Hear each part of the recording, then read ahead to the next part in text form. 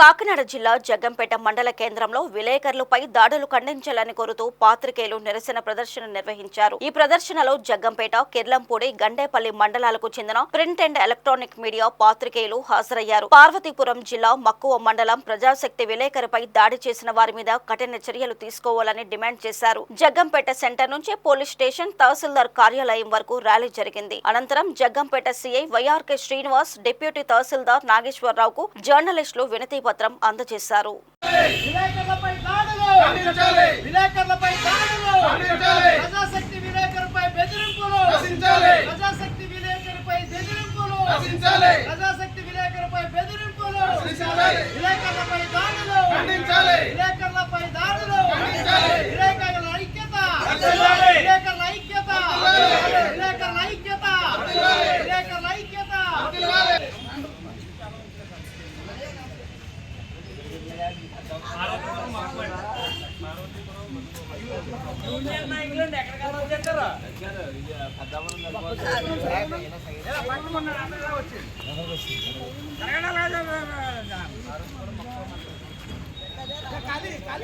మీరు రండి, రండి.